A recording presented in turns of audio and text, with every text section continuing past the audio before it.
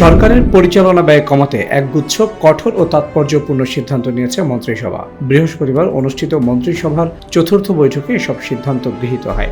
জাতীয় সংসদ সচিবালয়ের মন্ত্রিপরিষদ কক্ষে অনুষ্ঠিত এই বৈঠকে সভাপতিত্ব করেন প্রধানমন্ত্রী তারেক রহমান। পরদিন শুক্রবার মন্ত্রিপরিষদ বিভাগ আয়োজিত এক সংবাদ সম্মেলনে বৈঠকের বিস্তারিত তুলে ধরা হয়। সংবাদ সম্মেলনে জানানো হয়, রাষ্ট্রীয় ব্যয় সংকোচনের অংশ হিসেবে প্রধানমন্ত্রী, মন্ত্রী এবং প্রতিমন্ত্রী তাদের সরকারি কার্যক্রমে ব্যবহৃত গাড়ির জন্য মাসিক বরাদ্দকৃত জ্বালানির 30% কম গ্রহণ করবেন।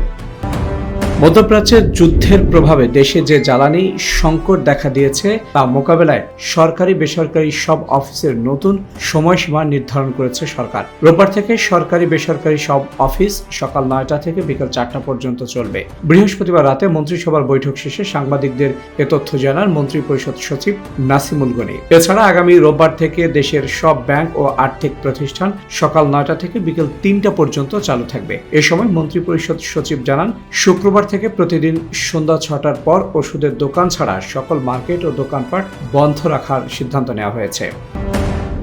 দেশের শিশুদের মধ্যে হামের সংক্রমণ বেড়ে যাওয়ায় জরুরি পরিস্থিতি মোকাবেলায় সরকারি স্বাস্থ্য প্রতিষ্ঠানের সব চিকিৎসক, কর্মকর্তা, কর্মচারী ও স্বাস্থ্যকর্মীদের সব ধরনের ছুটি বাতিল করেছে স্বাস্থ্য অধিদপ্তর। স্বাস্থ্য অধিদপ্তরের প্রশাসন শাখা থেকে এ সংক্রান্ত একটি অফিস আদেশ জারি করা হয়। এতে বলা হয়, আপৎকালীন পরিস্থিতিতে নিরবচ্ছিন্ন চিকিৎসা সেবা নিশ্চিত করা এবং হামের টিকাদান কার্যক্রম জোরদার করার জন্য এই সিদ্ধান্ত নেওয়া হয়েছে।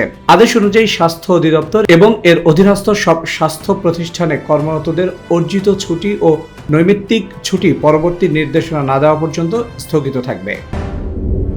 জুলাই সনদ নিয়ে কোনো ধরনের অপরাজনীতি সহ্য করা হবে না বলে জানিয়েছেন জাতীয় সংসদের চিফ হুইপ নুরুল ইসলাম মনি। তিনি বলেন, বিএনপি এই সনদের পক্ষে রয়েছে এবং প্রতিটি অক্ষর বাস্তবায়নে দলটি অঙ্গীকারবদ্ধ।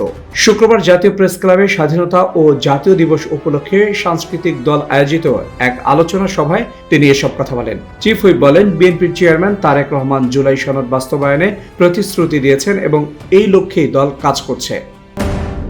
মিয়ানমারের সাবেক সামরিক জান্তা প্রধান মিং অং হ্লাইং দেশটির পার্লামেন্টের ভোটে 11তম প্রেসিডেন্ট নির্বাচিত হয়েছেন। শুক্রবার অনুষ্ঠিত ভোটে তিনি অর্ধেকের বেশি সমর্থন পেয়ে জয় নিশ্চিত করেন। চীনা সংবাদ মাধ্যম সিনহুয়ার প্রতিবেদনে বলা হয়েছে, রাজধানী নেপিদোর ইউনিয়ন পার্লামেন্টে আইন প্রণেতারা 69 বছর বয়সী মিং অং হ্লাইং এর পক্ষে ভোট দেন। মিং অং হ্লাইং 2011 সাল থেকে দেশটির সশস্ত্র বাহিনীর প্রধান হিসেবে দায়িত্ব পালন করেন। প্রেসিডেন্ট নির্বাচনে অংশ নিতে চলতি বছরের মার্চে পদত্যাগ করেন তিনি।